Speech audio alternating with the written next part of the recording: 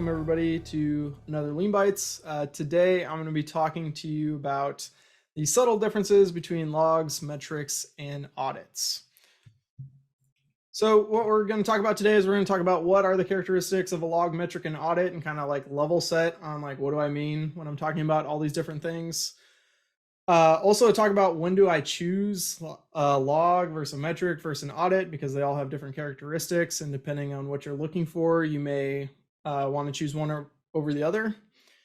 And really kind of the genesis of this talk is I hear sometimes on Teams we say things like, oh, we should log that when we're talking, just ad hoc in a Three Amigos or in a pairing session, or maybe during refinement or something like that. And I just hear the term, oh, we should log that. And that's kind of like a loaded statement, and you might want a log, or you might want a metric, or you might want an audit, depending on what you're actually doing. So we'll talk a little bit more about that. So let's quickly talk about what is a log. So a log is purely developer focused. So these are not things that you're going to expose to end users, certainly, and also not likely to any business people as well. These are all really developer focused things. So some examples, probably the most common reason why people use logs, and yes, Peter, also logs are big, heavy wood. But in this case, logs are things that we want to keep track of, like, hey, every time there's an exception or an error that happens, having some like global exception handler that, grabs that exception and logs it out, so then we can go trace through it later and figure out what happened exactly. Another common use case is, let's say we have an external API that we're integrating with. Maybe it's like SendGrid or something like that, where we're sending an email using an API. We might want to log a response coming back from that API just to help with some troubleshooting, things like that.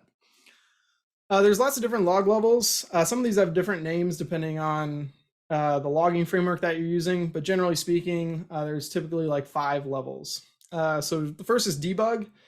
This is more like the situation where you're kind of logging the response from an external API. Like, let's say you, within your API request, you have to call out to, aggregate data from 3 other different APIs and kind of unite them all together. You might have debug statements that's like keeping track of like, okay, when I call this API, this is the response I got. When I call this API, this is the response I got. Really, you're just tracking different steps along the way when you made that request. Compared to information, this is kind of like a summary of those debug requests. So usually you have like one information log level per request. So this would be things like when you got done with your request, hey, here's the response that we were sending out back to the end user or something like that. Or maybe you want to log like, hey, somebody clicked this button, so we want to keep track of that. So I see sometimes people abuse information when they really should have used debug, and usually that's because of things like maybe the information is the default log level.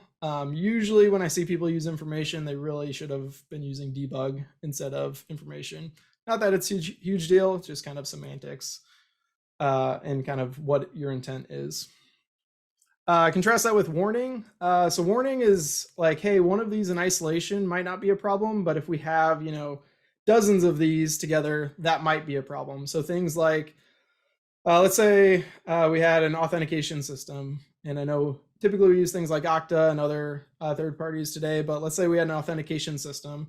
We might want to log a warning saying like, hey, this user was locked out, right?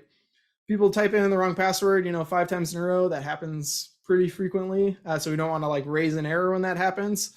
But we might want to log a warning, because if suddenly we normally get, 10 lockouts per minute, and now suddenly we're getting thousands of lockouts per minute, that could be an indicator that, somebody's trying to brute force our system or things like that.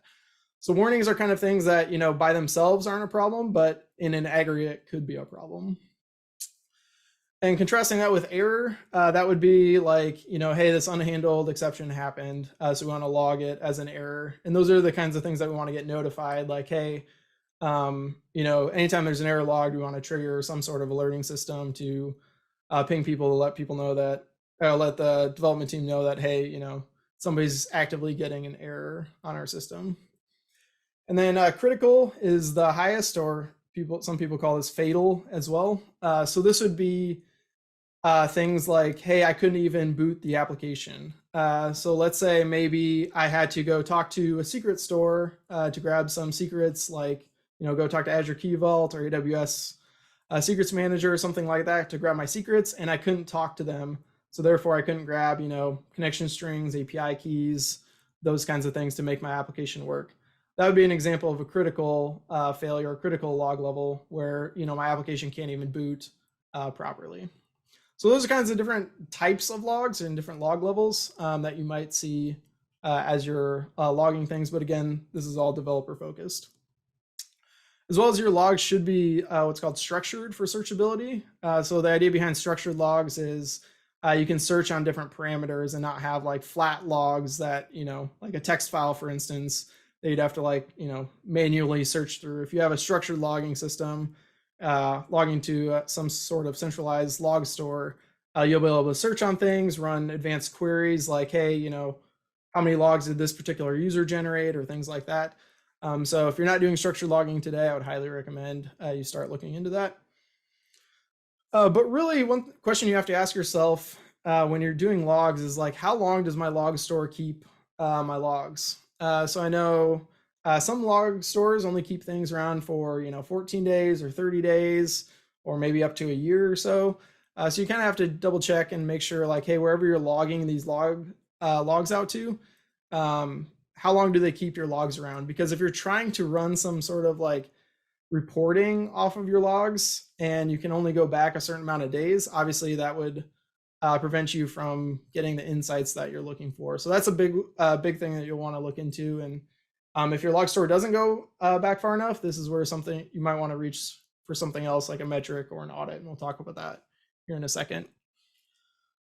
The other thing with logs is generally speaking, most tech stacks, the log delivery system is not 100% guaranteed. And so what I mean by that is, take Serolog, for instance, in .NET land. Serolog is a popular logging framework, but a lot of logging frameworks, such as Winston and Node, act this way as well, where they actually don't, when you call a log statement, it doesn't actually round trip to the log store. Like say you're storing it in Azure Log Analytics, for instance.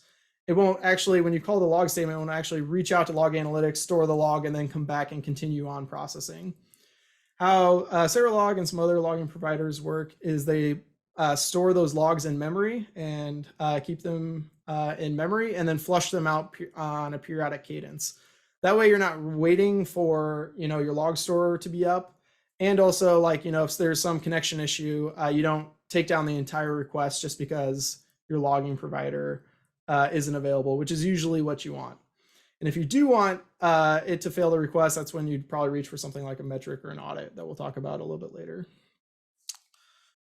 And a lot of these logging providers also have ways you can globally set up attributes to show up on every single log without explicitly calling it out. So a lot of times I'll log things like who the user was, or maybe the client ID, the correlation ID, so I can track like, hey, these are all the logs within this particular request.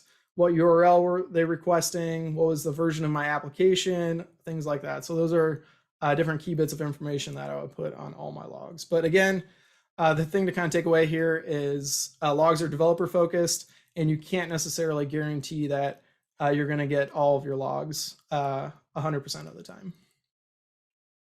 Because again, if it's stored in the background, just kind of keeping it in memory, and then the web server crashes for whatever reason, and it hasn't flushed those logs out to your log system, then you're going to lose all of those logs that you previously were kind of storing in memory.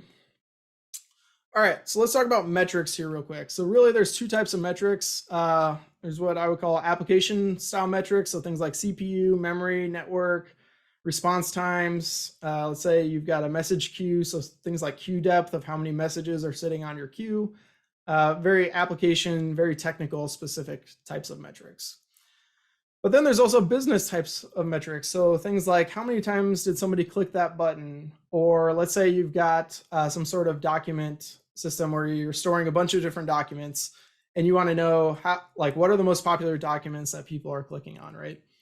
Those are things that you'd want to store in some sort of metric system that you have to keep track of that data potentially over the long term. Because again, if your log system is only keeping things around for 30 days and people want to know, hey, over the last year, how many times did people click that button? Then you're not going to be able to provide that data to somebody that you would want. So again, where you store this kind of depends on your needs and how long you need to keep this data around. So again, it comes down to how long do we need to keep it. And then depending on your use case, it may or may not be acceptable to miss some data. So the situation we had earlier about logs where you could potentially miss some data with metrics, depending on what the metric is, that may or may not be acceptable to your end users.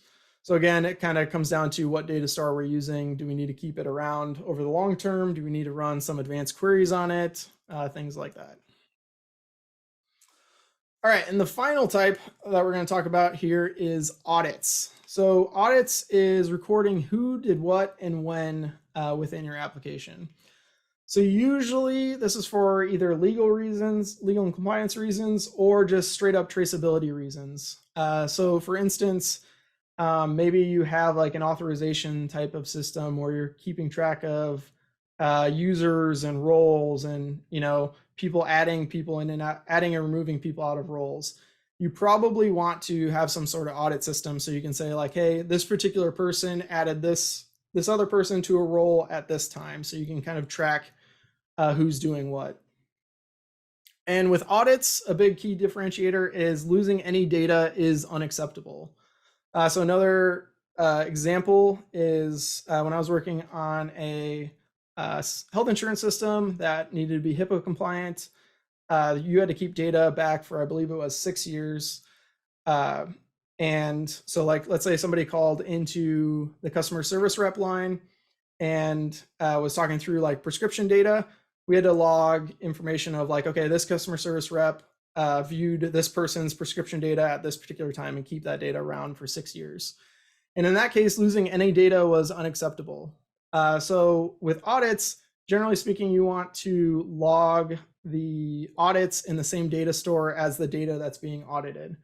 So in that case, we're using Postgres. And so we had another audit table that was keeping track of like, hey, here's who accessed what information and when. And that was in the same Postgres database as the prescription information.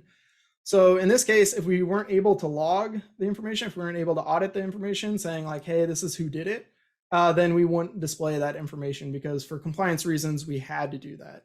And similarly, like, if we go back to the authorization system example, if we're not able to log who did what, or we're not able to audit who did what and when, and like log that in an audit table or something like that, in a single transaction, then we shouldn't be able to save the data and move somebody from one role to another. So that's really the biggest difference between audits and metrics and logs is, in this case, losing any data is unacceptable. So we need to fail the entire request if we're not able to store that audit data. So we've got a few minutes left. Just to summarize what we talked about, we kind of gave an overview of what is a log versus a metric versus an audit, and some best practices of when to use one versus another. And really at the end of the day, it comes down to your data store and your needs. And again, with audits, if you can store it in the same data store, so then you can have that atomic transaction and guarantee that you're storing that data versus having multiple data stores, that's definitely a best practice. So the next time somebody says something to the effect of, hey, we should log that, we should probably think twice and say like, okay, do they really need a metric or an audit, or is this truly a developer focused log? Because a lot of times we say the word log when we actually meant a metric or an audit.